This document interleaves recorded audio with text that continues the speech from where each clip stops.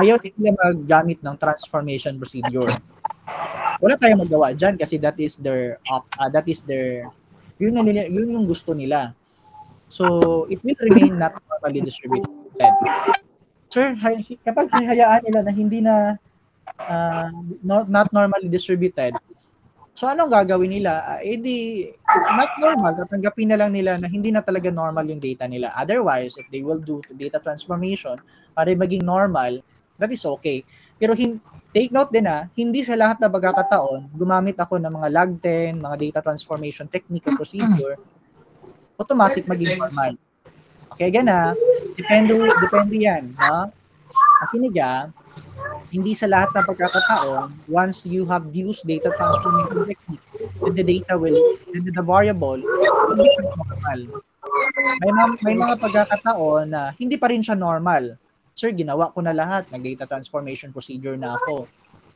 It turns out, hindi pa rin siya normal. That's the time, tatanggapin mo na talaga na walang tayong magawa dyan. Hindi na talaga siya normal. Okay, so ano gagamitin mo? Instead of Pearson R, ano ang gagamitin mo? What would be the non-parametric counterpart of Pearson R? Kung hindi tayo makapasa-pasa kay Pearson R, anong gagamitin natin? Spearman-Rose, sir. Spearman-Rose, sir. Spearman. Okay, that's Spearman-Rose.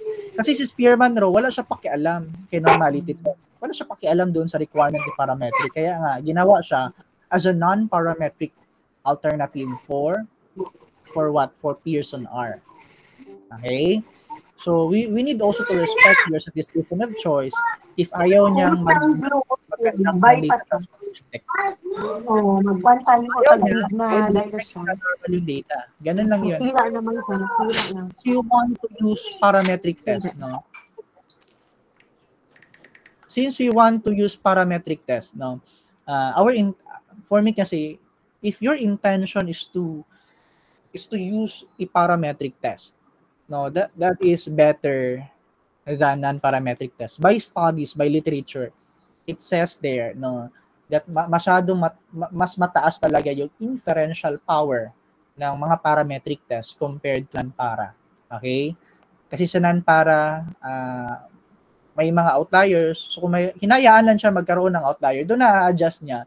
But based on studies, no, statistical studies, no, medyo mababa yung kanyang inferential power. So what would be the implication? If you're doing kasi quantitative study and most of your statistical approaches are leaning towards the use of non-parametric tests. So medyo hindi ka nakaka-conclude 100%. Kasi may bias kasi sa non-parametric na mga test. Okay? Though we can use naman, proper use lang. So, i-examine natin, no? Mabuti if tama ba ang paggamit, is it the right time to use non-parametric test? Okay? So, let us go back with your data, no? So, what is our next na titingnan? So, ano ba yung titingnan natin, sir, na mga assumptions niya? We have your linearity at dapat wala siyang mga outliers. Okay? Dapat wala siyang mga outliers. Okay. Tingnan natin yung output mo. Sir, meron ba kayo nitong graph? Meron ba kayong graph? Yes, sir. Sir, dapat linear kasi Pearson follows the linear pattern.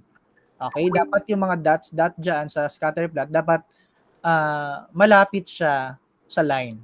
It should be in the straight line. But sir, meron kasi yung mga 1, 2, 3, 4, I think 4, medyo hindi siya malapit. Can we inspect it properly? If itong 4 na dots na ito, is it really a significant outlier? Kasi hindi naman sa lahat ng pagkakataon, dapat ba talaga dumikit siya sa linya? The answer is no. Tingnan natin, meron ba talagang significant outlier? Kasi for me, by visual inspection, it follows naman the straight line.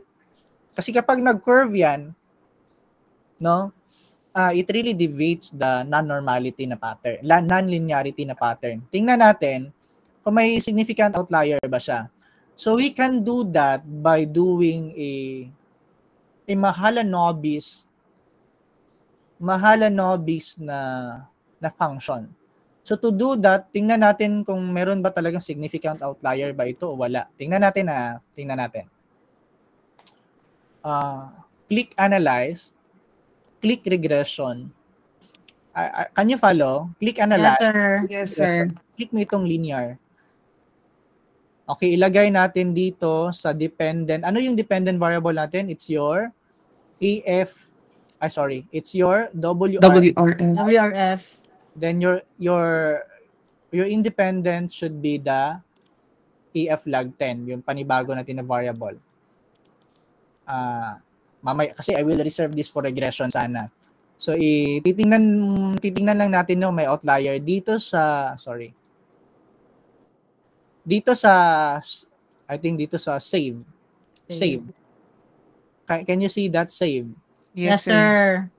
So, click muna natin itong Cook's distance. Cook's distance na muna kasi outlier kasi can also be detected no by three approaches. Pwedeng Mahalanobis, Cook's distance, depending sa statistician or leverage values. Mas madali kasi sa akin yung paggamit ng Cook's distance. Okay, click mo lang yung Cook's distance. Then click continue. Ano sa problema?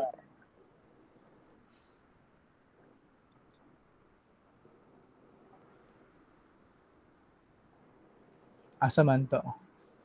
Palito na ko dahil lang analyze, regression, linear, tapos, di ba, na-dependent, no? What is your dependent variable? That is your WRF. RF. Then AF is your AF log independent, 10. right? Then save. Ano ang titingnan? Yung save. Save. Click mo yung Cook's distance. After that, click continue. And after that, click OK. Okay, after clicking OK, kindly inspect if meron ba kayong result. Yes, sir. Yes, sir. Hold on for a while.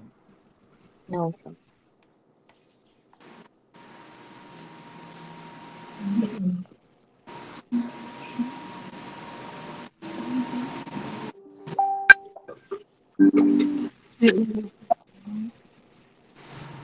Meron ba yung iba? Kindly ano?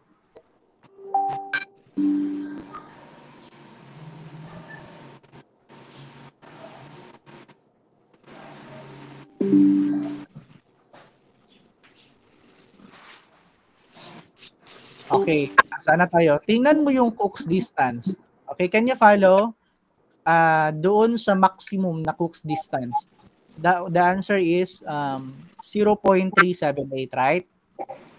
Do we have same result? Ito, 0.378 sa Cook's distance. Tingnan mo muna Yes, yung sir. Cook's distance. Yes, sir. Any value that is greater than 1.0 or 1 na Cook's distance, ibig sabihin, merong nangyayari na mga potential outlier. So, is 0.3 more than or less than 1? Less Answer than. me. Less Less than. than 1, sir. So, how can we conclude na wala tayong potential na outlier? Yes or no? Yes. Yes. Wala tayong potential na outlier. So, even if we can see by visual inspection, yung apat na dots na ito, para kasi sa iba, ay sir, hindi na siya dumikit talaga sa linya. Baka may outlier. Now we will check if really that is an outlier. We can do cross-checking with the Cook's distance. Okay? So it does not necessarily talaga na halos dumikit siya sa linya. Now, in this case, we can now conclude na linear, na achieve natin yung linearity. Na assumption number 2, the relationship is linear. Kasi pag naging ganito siya, naging curve linear, indication na yan na we cannot really use right away the Pearson R. Okay? Since wala tayong significant outlier, so what is since tapos na tayo dito, actually the distribution of your data can also be checked by using the skewness, the kurtosis, PP plot, at saka histogram. If you can review, meron ako nilagay doon, di ba, in our previous PPT, yung skewness at saka kurtosis. Ang problem kasi sa skewness at kurtosis, by literature, may nagsasabi ganito ang kanyang normal value according to Hare et al. No? If the skewness is between -1, +2, it means to say excellent. No, normal ang data. And acceptable pa ang +2 at saka -2. So, beyond -2 at saka +2, it suggests not normal. Same thing with the kurtosis. No? If we can review again our result, no, meron dyan, may makikita ka skewness at saka kurtosis. The result here, 0.2 at saka yung result is 0.5. Okay, 0.2 at saka 0.5. Now, again and again,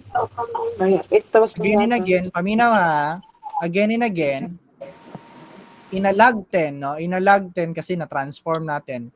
The skewness is 0.2, the other one, the kurtosis is 0.5 or 0.6, no? If you will round off that. So, balik tayo sa PPT. Anong sabi ng PPT? Any values that is more than +2. So, hindi man siya nag-more than or even less than -2. So, wala tayong problema sa skewness. Ang sa kurtosis kasi, any value that is greater than +2. Since it is less than +2, wala tayong problem sa kurtosis. So, ibig sabihin, pag normal, within the normal range ng skewness at kurtosis ng mga variable ninyo, it also suggests normal yung data natin. Nakuha ba? Naintindihan? Yes, sir. Okay, good. That is another way to spot the non-normality of your data.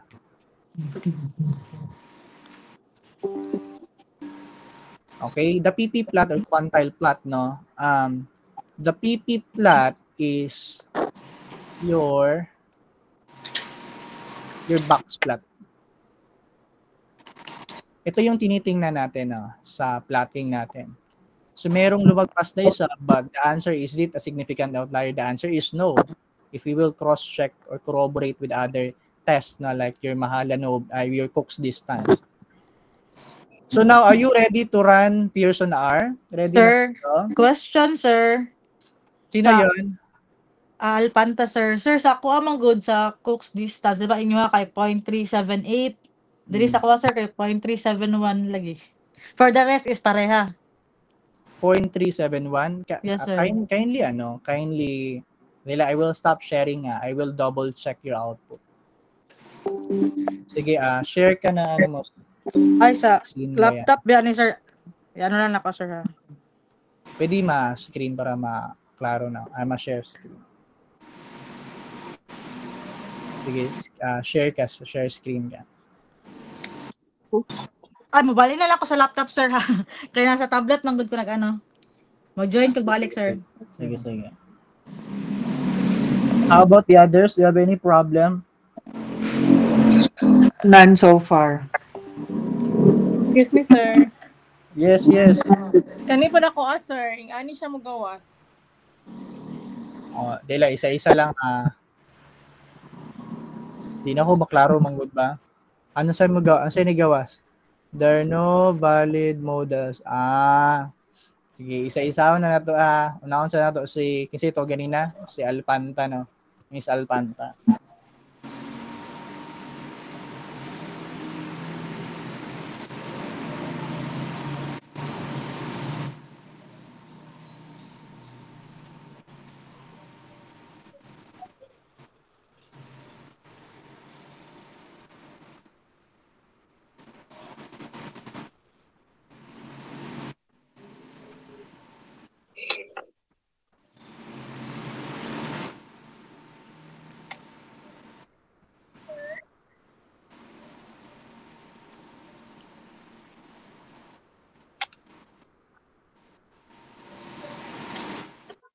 Asa na si Sir? Madungan ko, sir. medyo inay si Burso. It's okay. Sige, present imong data. Wait lang, sir.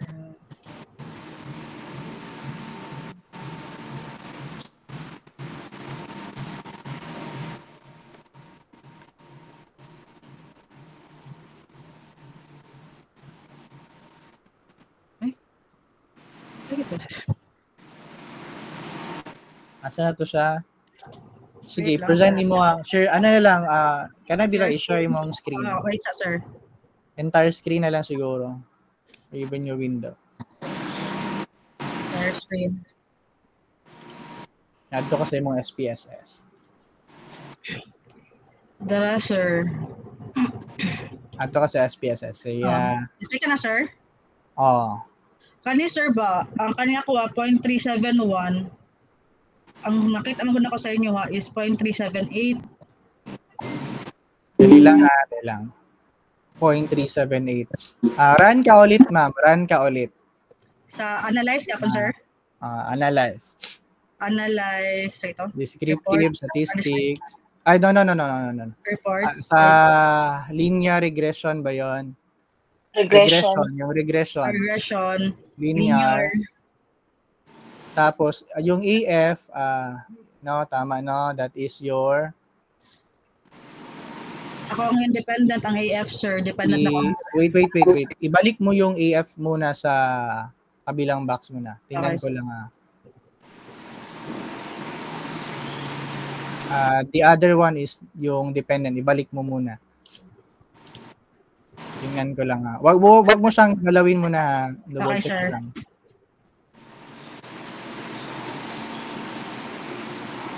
Dali lang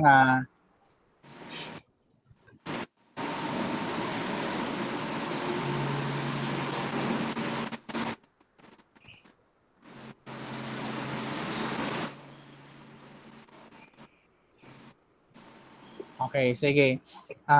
Balik mo ulit. Yung WRF, that is your dependent variable. Dependent. Then yung AF mo na log 10, that is your sa block. Then tingnan mo yung save. Save. Sige, tama naman. Sige, then after that, sige ma'am. May closer. Tapos okay. Sige.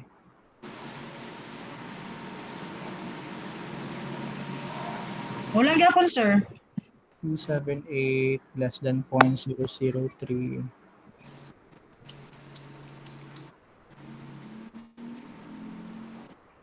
Dahil ayaw sa tangwela.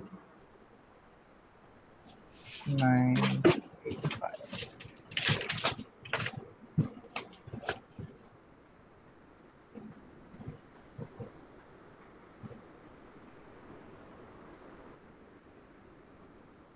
A moment lang 0.003.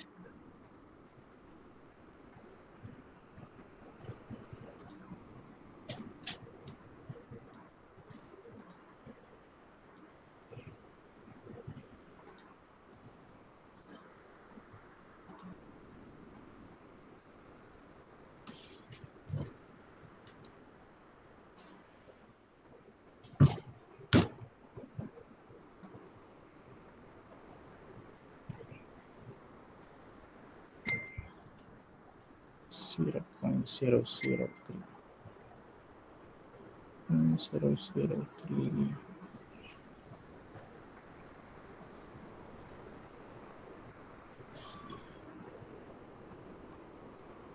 Ma'am, can you click ulit yung analyze? Analyzer. Click mo na analyze, tapos regression pa rin. No. Regression. Regression. Linear. Linear. Tapos, click mo yung statistics, ma'am. Statistics. Ganyan lang muna. Ganyan lang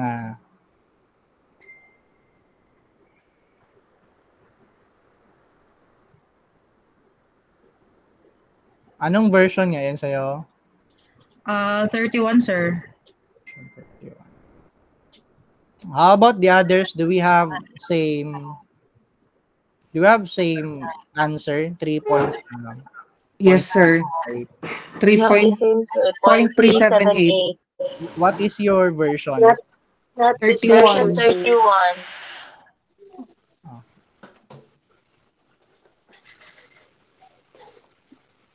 Sandali lang Then after that, may gina-check kasi ako. Kindly click the plots. Plots. Ay, i-close mo lang. Okay, wala. Limpyo, no? Sige, close mo X. Then, click yung save. Tingnan natin isa-isa. Focus distance. Sandali lang ha, ganyan lang. Yes, sir. Okay. Yung sa baba, yung covariance, no? Na-click mo na. Okay. Can you include the covariance matrix, sir? Na-click na, sir. Na. Then click X. Sige. Options. Okay, tama man. Okay. Sige, click X button. Okay. Ganito mama, ulitin natin. Yung statistics, sige, balik tayo sa statistics. Statistics. I-click mo yung descriptives, collinearity diagnostics, tapos yung Durbin-Watson, click continue. Continue. Tapos punta tayo sa plot. Plot. Tapos yung sa X na part, piliin mo yung Z-pred, yung Z-pred. Oh, sir. Tapos yung sa Y na part, piliin mo yung recede. Z-recede. Ito, sir? Oo. Okay. Then, click mo yung histogram and non-normal probability plot. Normal probability plot. Then, click continue. Sige daw, click mo lang. Then, balik tayo sa save. Save. Then, i-click mo yung leverage. Mahala novice. Click mo rin lahat, yung tatlo. Ano, sir? Leverage. Okay. Mahala Sa novice. distances. Then, sa predicted values, check mo yung unstandardized at saka standardized.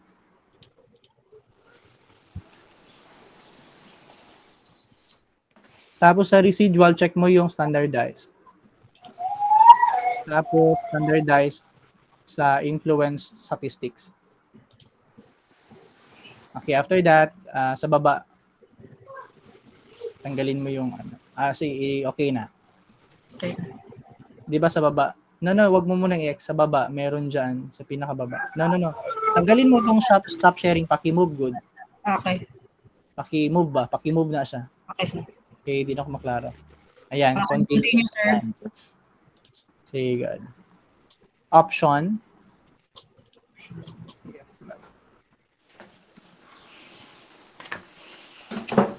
Okay, click OK. Continue. Tapos, Yung sa AF kanina, tinype mo siya, no? Yung pag-enter mo doon sa AF, bitaw. Diba, pag-enter mo sa AF, yes, sir. diba, AF log 10. Oo.